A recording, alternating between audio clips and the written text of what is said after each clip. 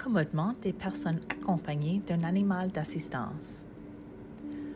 La Loi sur les droits de la personne du Nouveau-Brunswick, la loi, interdit la discrimination envers une personne pour motif d'incapacité physique ou mentale dans l'emploi, le logement, les services et l'adhésion à un syndicat, à une association professionnelle ou de gens d'affaires. Les individus qui ont besoin d'animaux d'assistance sont également protégés au titre du motif d'incapacité physique ou mentale.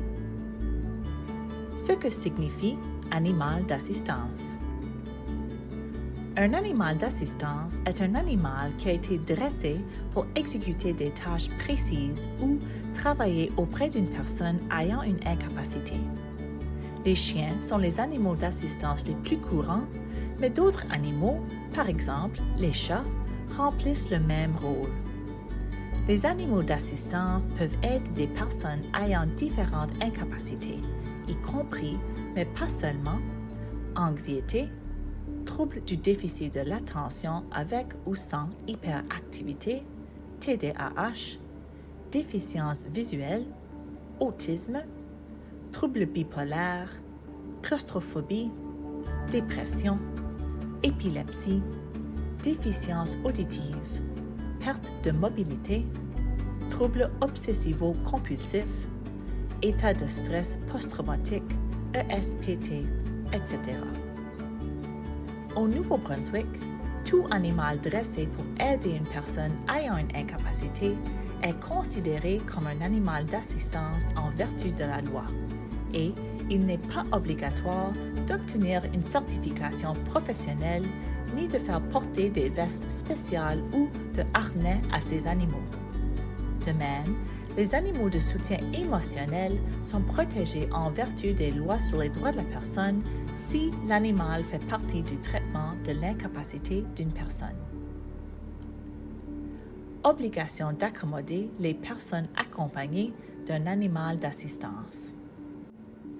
Une personne qui a besoin d'un animal d'assistance ou de soutien émotionnel a le même droit d'accès aux services publics, à l'emploi et au logement que toute autre personne.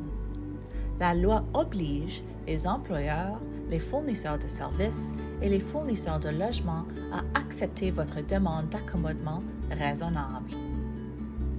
L'obligation d'accommodement signifie que les employeurs, les fournisseurs de services et les fournisseurs de logements doivent faire des exceptions à leurs règlements ou politiques, comme les politiques animaux interdits, pour aider une personne accompagnée d'un animal d'assistance.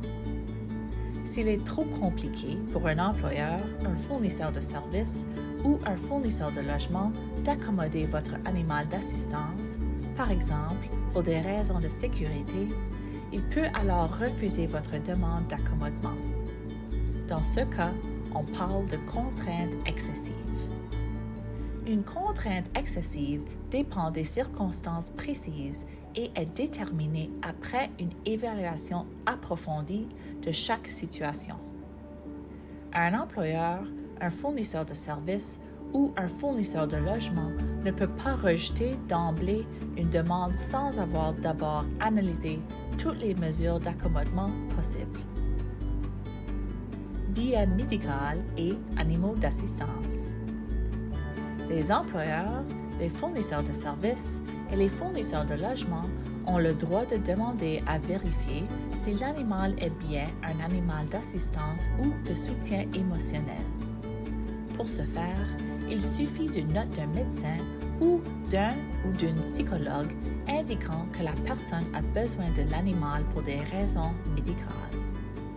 Toutefois, une personne accompagnée d'un animal d'assistance ou de soutien émotionnel n'est pas obligée de divulguer son état de santé ni son diagnostic médical dans le cadre du processus d'accommodement. Le billet doit simplement confirmer que la personne a une incapacité et qu'elle a besoin de l'animal en raison de son incapacité. Concilier les besoins.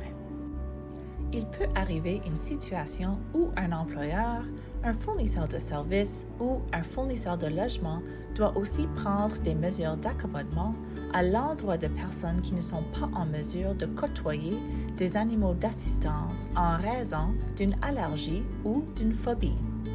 Cela dit, ils doivent concilier les besoins des deux parties et trouver une façon de tenir l'animal d'assistance loin de la personne qui a une allergie ou une phobie, sauf si cela représente une contrainte excessive. Exemple. Une locataire dit au propriétaire qu'elle a besoin d'un animal d'assistance en raison d'une incapacité physique. Cependant, un autre locataire informe le propriétaire qu'il a une grosse phobie des chiens. Afin d'accommoder les besoins des deux locataires, le propriétaire déplace la personne ayant besoin d'un animal d'assistance à l'autre extrémité de l'immeuble de manière à limiter les contacts entre l'animal et l'autre locataire. De plus, le propriétaire mentionne au locataire accompagné d'un animal d'assistance qu'elle doit utiliser une porte en particulier pour entrer dans l'immeuble et en sortir. Obligation de la personne accompagnée d'un animal d'assistance. Gardez le contrôle de l'animal d'assistance en tout temps. Si l'animal pose un risque pour les autres ou s'il est indiscipliné, il se peut que l'employeur, le fournisseur de services ou le fournisseur de logement ne soit plus en mesure de procéder à l'accommodement. Collaborez avec l'employeur, le fournisseur de services ou le fournisseur de logement afin de mettre en œuvre des mesures d'accommodement raisonnables pour garder l'animal d'assistance. Vous devez accepter des mesures d'adaptation raisonnables, même s'il ne s'agit pas de vos options préférées. Fournir les documents médicaux appropriés qui justifient le besoin d'un animal d'assistance. Répondre aux demandes raisonnables quant au rôle de l'animal. Il n'y a toutefois aucune obligation de divulguer son état de santé. Politique animaux interdits. Les animaux d'assistance ou de soutien émotionnel ne sont pas considérés comme des animaux de compagnie. Ce sont plutôt des aides pour les personnes ayant une incapacité. En conséquence, les politiques animaux interdits ou les frais supplémentaires exigés pour les animaux ne s'appliquent pas aux animaux d'assistance ni aux animaux de soutien émotionnel.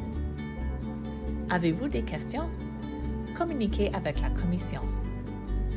La Commission des droits de la personne du Nouveau-Brunswick est un organisme gouvernemental qui veille à ce que les droits de la personne de tous les gens au Nouveau-Brunswick soient protégés en vertu de la loi.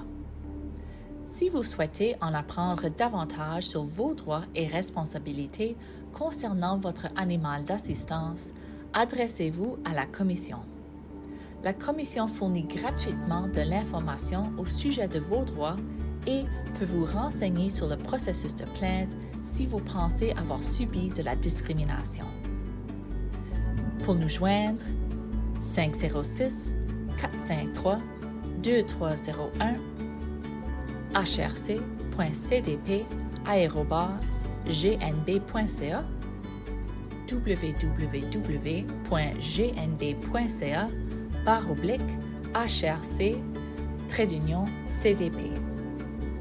Consultez le document Ligne directrice sur l'accommodement des personnes accompagnées d'un animal d'assistance, publié par la Commission pour en savoir plus sur les animaux d'assistance et les droits de la personne.